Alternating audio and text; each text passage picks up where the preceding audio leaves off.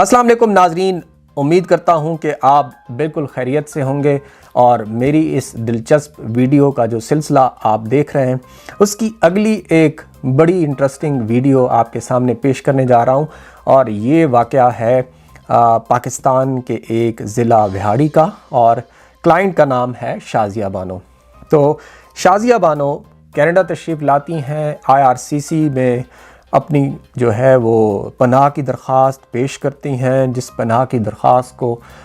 Routine के मुताबिक जो है वो स्क्रूटनी करने के बाद, मेडिकल होने के बाद इमिग्रेशन एंड रेफ्यूजी बोर्ड को फॉरवर्ड कर दी जाती है।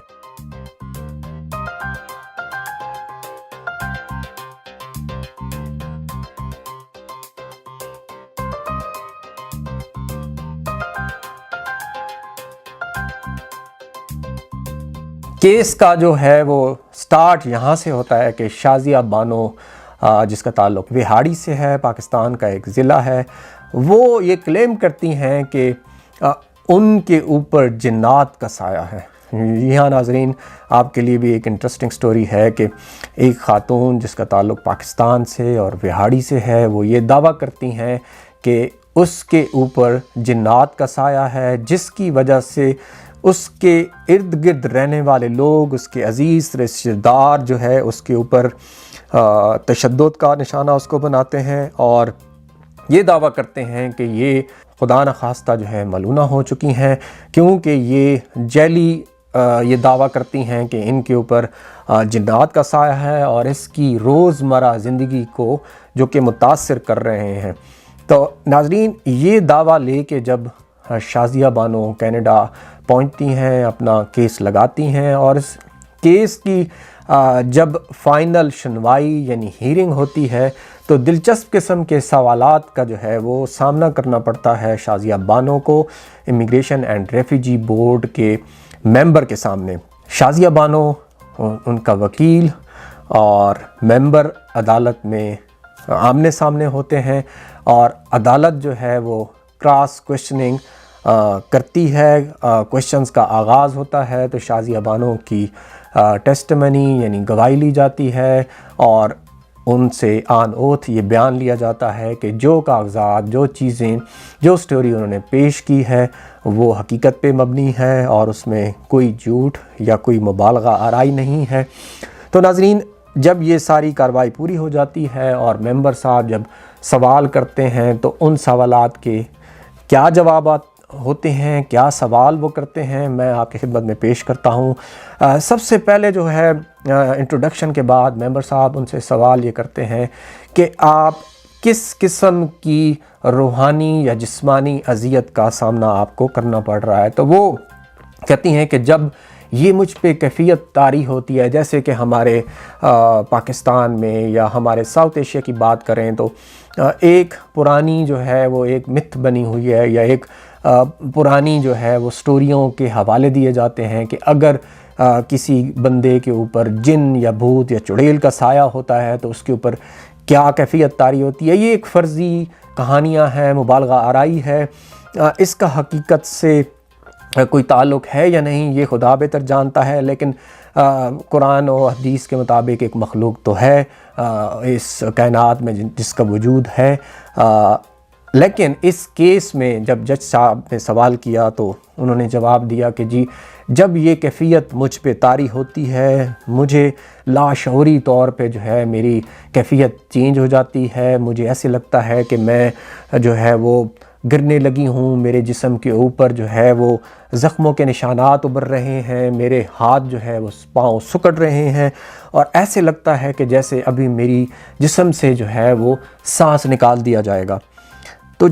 नाज़रीन ये वाली चीज़ें जो हैं जब वो बयान करती है तो जज साहब उनसे सवाल ये फिर करते हैं कि आप ये बताएं कि इस चीज़ से छुटकारा हासिल करने के लिए, रेमेडी करने के लिए आपने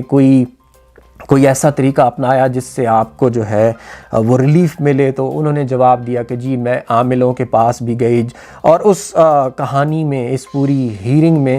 کچھ جیلی پیروں کے اور عامل کے جو ہے وہ لیٹر بھی اس کے ساتھ لگے ہوئے تھے۔ تو وہ پوچھتے ہیں کہ جی آپ نے وہاں پہ جا کے کیا کہا، کیا کیا؟ تو انہوں نے کہا کہ جی ہمارے ہاں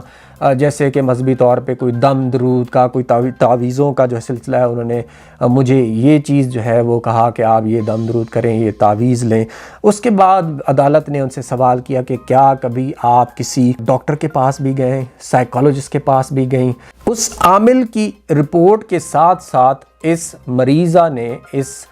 کلائنٹ نے ایک ڈاکٹر، نفسیاتی ڈاکٹر یعنی سائیکالوجسٹ یا سائیکیٹرسٹ کی بھی ایک رپورٹ لگائی ہوئی تھی، اور اس میں انہوں نے، سائیکالوجسٹ یا سائیکیٹرسٹ نے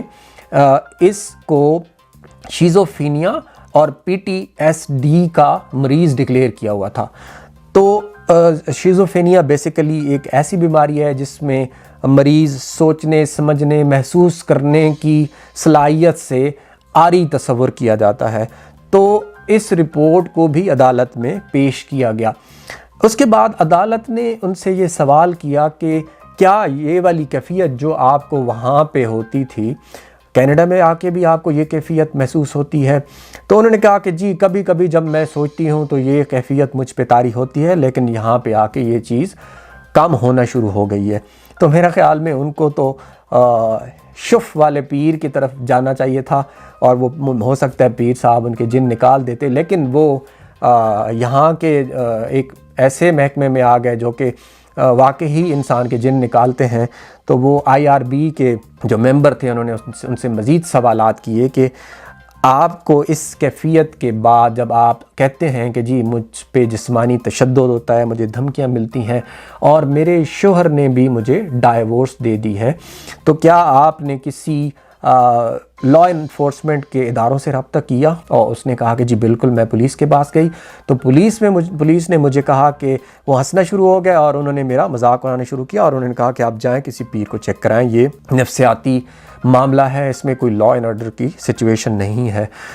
ناظرین، اس ساری ہیرنگ جو کہ بہت طویل ٹائم تک جاری رہی، مختلف قسم کے سوالات ہوتے رہے، جس میں انہوں نے، شازیہ بانو نے کچھ واٹس ایپ کی چیٹ بھی دکھائے جس میں انہوں نے کہا سو کارڈ کہ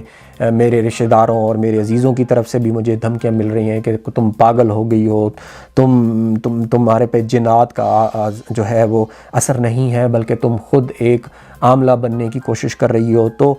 وہ میسج بھی جو ہے وہ عدالت میں پیش کیے گئے۔